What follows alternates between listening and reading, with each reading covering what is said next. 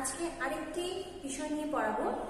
প্রথম বর্ষের শিক্ষার্থীরা, গত ক্লাসে আমি পড়িয়েছিলাম কিছু নেটওয়ার্ক ডিভাইস নিয়ে, modem, hub, switch, router, repeater, gateway, bridge, network interface card.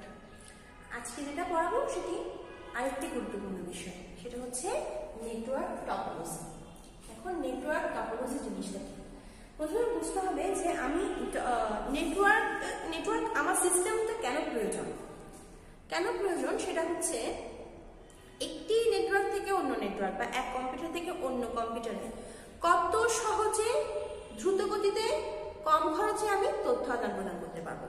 এই জন্যই কিন্তু আমরা এই যে নেটওয়ার্ক সিস্টেমস বা বিভিন্ন ধরনের local area network, personal area network, বিভিন্ন ধরনের ডিভাইসগুলো সম্বন্ধে কাজ করছি অথবা সেগুলো সম্পর্কে জানার চেষ্টা করছি। যেমন আমার wifi, hotspot, Bluetooth, wifi, WiMAX, এগুলো সম্বন্ধে আমাদের পূর্ণ ধারণা রয়েছে, মানে কতটা দ্রুত গতিতে এবং কম খরচে আমি তথ্য আদান প্রদান করতে পারবো।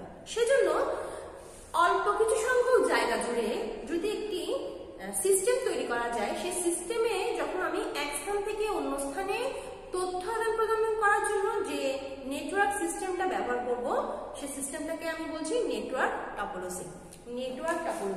আমি যদি আরেকটু ব্যাখ্যা করে বলতে চাই নেটওয়ার্ক টপোলজিকে, তাহলে আমি বলবো যে পদ্ধতিতে প্রত্যেকটি কম্পিউটার একটি লিঙ্কের সাথে যুক্ত থাকে, অর্থাৎ যে পদ্ধতিতে প্রত্যেকটি কম্পিউটার একটি লিঙ্কের সাথে যুক্ত থেকে তথ্য আদান প্রদানে সহায়ক হয়, সেই সিস্টেমটাকে বা সেই লিঙ্কটাকে আমি বলবো নেটওয়ার্ক টপোলজি।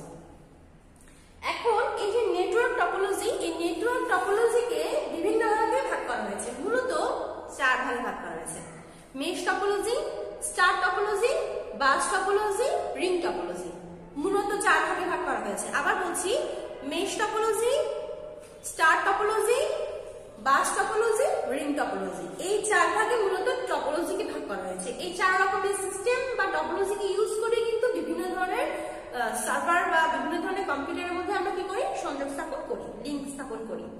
এখন এই 4 রকমের টপোলজিকে বাদ দিয়েও আরো 2 রকমের টপোলজির কথা আমরা জানবো। আরেকটা হচ্ছে ট্রি টপোলজি এবং হাইব্রিড টপোলজি। আজকে মূলত আমি নিচের দিক থেকে শুরু করছি, যে দুটো জিনিস খুবই সহজ এবং বুঝতে সুবিধা হয়েছে। এখন আমি টপোলজির প্রশ্নগুলো অধিক গুরুত্ব দিয়ে পড়াবো, কারণ প্রত্যেক বছরেই 3 নম্বর এবং 4 নম্বর অর্থাৎ প্রয়োগ এবং উচ্চতর দক্ষতায় যে প্রশ্নগুলো দ্বিতীয় অধ্যায় থেকে আসে, মূলত আসে এই টপোলজি সংক্রান্ত প্রশ্ন। অর্থাৎ টপোলজি একটা নেটওয়ার্ক সিস্টেম তৈরি করে দেওয়া হয়, তুমি বুঝতে পারছো কিনা সেটি কোন টপোলজির আন্ডারে পড়বে, সেটি কি বাস টপোলজি না রিং টপোলজি না স্টার টপোলজি না মেশ টপোলজি। সেক্ষেত্রে এই যে bus, ring, star, mesh, tree, hybrid topology গুলোর প্রত্যেকটি বৈশিষ্ট্য এবং কার্যধরন, সুবিধা অসুবিধাগুলো আমাকে ভালো করে পড়তে হবে। আজকে তাহলে প্রথমে আসো, বাস টপোলজি বলতে কি বুঝো সেই জিনিসটা নিয়ে আমি আলোচনা করি। এখন প্রথমেই বলি, বাস টপোলজিতে অনেকগুলো স্টেশন থাকে, কিন্তু ক্যাবেল লাইন থাকে একটি। কি বলেছি? অনেকগুলো স্টেশন থাকবে। যেমন যদি আমি বলি এটি হচ্ছে একটি কোঅ্যাক্সিয়াল ক্যাবেল, ধরলাম, ঠিক আছে? এখন এই কোঅ্যাক্সিয়াল ক্যাবেলে এটি হচ্ছে একটি স্টেশন, এগুলো হচ্ছে স্টেশন, ঠিক আছে? তার মানে বুঝতে পারছো এই কোঅ্যাক্সিয়াল ক্যাবেল এবং এই স্টেশনগুলো প্রত্যেকটির সাথে কেন্দ্রীয়ভাবে সংযুক্ত রয়েছে, অর্থাৎ কেন্দ্রীয় সার্ভারের সাহায্যে সংযুক্ত রয়েছে। এখন আমি যদি বলি যে এই কোঅ্যাক্সিয়াল ক্যাবেলটি হচ্ছে এটির মেরুদণ্ড, প্রথম এবং প্রধান জিনিস, অর্থাৎ একটি কোঅ্যাক্সিয়াল ক্যাবেলের সাথে স্টেশনগুলো সরলরৈখিকভাবে যুক্ত রয়েছে। তাই এই বাস টপোলজিকে আমি লিনিয়ার টপোলজিও বলতে পারবো। অপরদিকে এই কেন্দ্রীয় সার্ভারের সাথে যুক্ত প্রত্যেকটি স্টেশনকে আমি এক একটি কম্পিউটার হিসেবে বা এক একটি স্টেশন হিসেবে যদি ধরে নিই, তাহলে বলবো এই কেন্দ্রীয় সার্ভারটি হচ্ছে ব্যাকবোন মিটার। অর্থাৎ বাস টপোলজিকে যদি আমি কেন্দ্রীয়ভাবে সংযুক্ত করার জন্য উল্লেখ করি, তার আগে কি বলবো, সংযুক্তটা আমাকে কিভাবে করতে হবে, সেটি হচ্ছে এই বাস টপোলজিতে প্রত্যেকটি স্টেশন কোঅ্যাক্সিয়াল ক্যাবেলের মাধ্যমে সংযুক্ত। বাস টপোলজিকে সেজন্য মাল্টি পয়েন্ট বলবো, মাল্টি পয়েন্ট। এগুলোকে যদি আমি স্টেশন ধরি, এটা যদি আমার কোঅ্যাক্সিয়াল ক্যাবেল হয়ে থাকে, তাহলে এগুলোকে আমি বলবো মাল্টি পয়েন্ট। এবং ক্যাবেলটিকে, এই মূল ক্যাবেলটিকে কি বলবো, এই যে এটাকে হচ্ছে আমার কোঅ্যাক্সিয়াল ক্যাবেল, কি বলবো, কোঅ্যাক্সিয়াল ক্যাবেল। এই ক্যাবেলটিকে আমি বলবো নেটওয়ার্কের ব্যাকবোন, কি বলবো, নেটওয়ার্কের ব্যাকবোন। এবং যেহেতু এটা সরল রৈখিকভাবে যুক্ত, এটাকে আমি কি বলবো, লিনিয়ার টপোলজিও বলবো। এবার খেয়াল করো, আমি বারবার বলছি যেহেতু একটি কোঅ্যাক্সিয়াল ক্যাবেল বাস টপোলজিতে, সেজন্য এখানে কেন্দ্রীয় সার্ভার যদি যুক্ত যে কোনো একটি কম্পিউটার যদি নষ্ট হয়, তাহলে অন্যান্য কম্পিউটারগুলো এত সাফার করবে না। অর্থাৎ আমি বলতে চাচ্ছি এই ক্যাবেলের অভ্যন্তরে, কেন্দ্রীয় সার্ভারের অভ্যন্তরে যদি এই কম্পিউটারটা নষ্ট হয়, তাহলে বাকিগুলো যদি ঠিক থাকে, টপোলজিটা ঠিক মতো মেইনটেইন হবে, অর্থাৎ সিস্টেমটি ঠিক থাকবে। এই ক্ষেত্রে বাস টপোলজির কার্যক্ষমতা কিছুটা কমে গেল, অর্থাৎ ডিলে হলো, সময় ক্ষেপণ হলো, সম্পূর্ণ সিস্টেমটি নষ্ট হওয়ার কোনো সম্ভাবনা থাকে না। কিন্তু অপরদিকে বাস টপোলজির একটি অসুবিধা হচ্ছে সময়টা বেশি লাগে। সময় বেশি লাগার সাথে সাথেও সিস্টেমে যে তথ্যগুলো আমরা আপডেট করি, সেই আপডেট করতেও অনেক সময় বেশি লাগে, অথবা তথ্য আদান প্রদানের ক্ষেত্রেও একটু ডিলে হয়। এই জন্য বাস টপোলজি অনেক ক্ষেত্রেই অগ্রহণযোগ্য।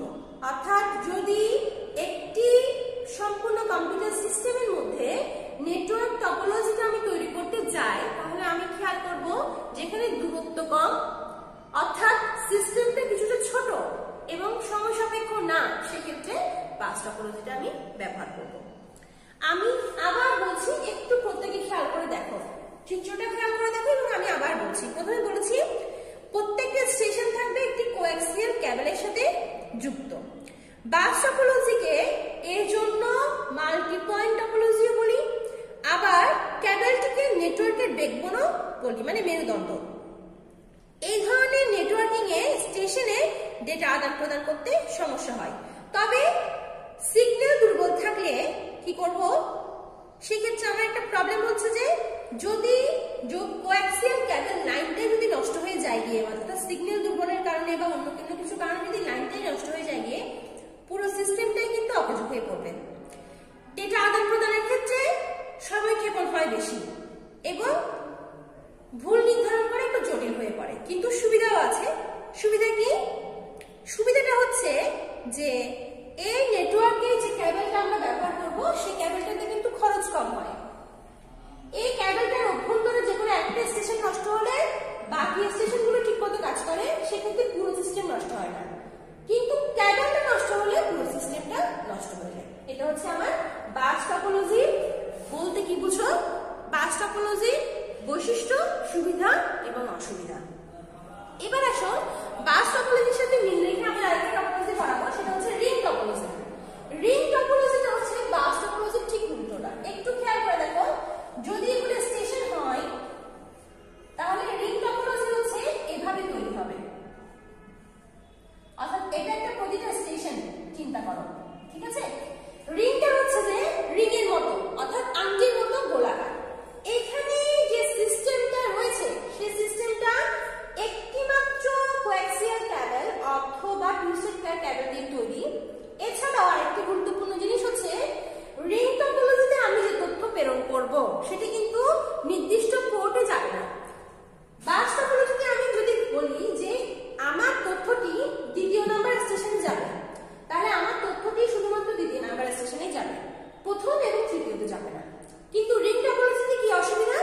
রিং টপোলজিতে অসুবিধা এটাই যে তথ্য প্রত্যেকটা স্টেশনে একবার নক করবে, সেজন্য সময় বেশি লাগে রিং টপোলজিতে। এটা হচ্ছে প্রথম কথা। দ্বিতীয় কথা হচ্ছে রিং টপোলজিতে যদি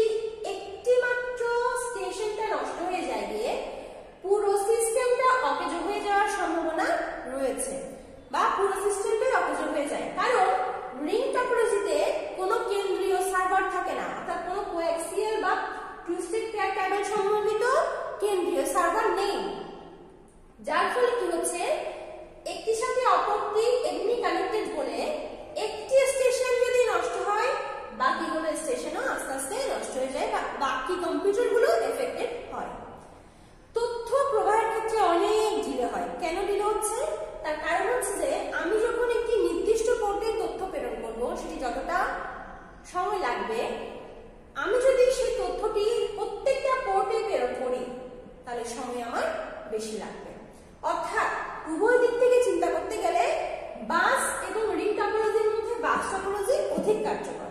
তবে রিং টপোলজির কিছু সুবিধা রয়েছে। রিং টপোলজির এই সুবিধা, যদি আমার নেটওয়ার্ক টপোলজিটা এমন ভাবে তৈরি করা হয় যে একটি ক্লাসের মধ্যে আমি অনেকজনকে পড়াচ্ছি একসাথে, সেক্ষেত্রে আমি তথ্যটি সবার মধ্যে প্রেরণ করতে চাইছি বা সবার কাছ থেকে কাজ দেখতে চাইছি, সবাই একইভাবে কি করতে চাচ্ছি, তথ্য আদান প্রদান করতে চাইছি, সেই ক্ষেত্রে রিং টপোলজি অধিক কার্যকর। এবং তার সাথে আরেকটি বিষয় হচ্ছে, রিং টপোলজির ফলে কিন্তু সময়টা কম লাগে, কারণ আমি যদি চাই যে এই তথ্যটি সবার কাছে যাক, সেটি সবার কাছে চলে যাবে, সেক্ষেত্রে সময় কম লাগে এবং ক্যাবেলের খরচটা অর্থাৎ বিদ্যুৎ খরচটাও খুব কম। তো শিক্ষার্থীরা, আজকে যে দুটি টপোলজি পড়ালাম, বাস এবং রিং টপোলজি, এই টপোলজি দুটোর বলতে কি বুঝো, অর্থাৎ কি কি ধরনের বৈশিষ্ট্য রয়েছে, সুবিধা এবং অসুবিধাগুলো তোমরা খুব ভালো করে পড়বে। আবারও বলছি, টপোলজি বিষয়টি খুবই গুরুত্বপূর্ণ, প্রত্যেক বছরই প্রশ্ন আসে এবং টপোলজির প্রত্যেকটা বিষয় খুব গুরুত্ব সহকারে আমাদের পড়া উচিত। আজকে এই পর্যন্ত, সকলকে ধন্যবাদ।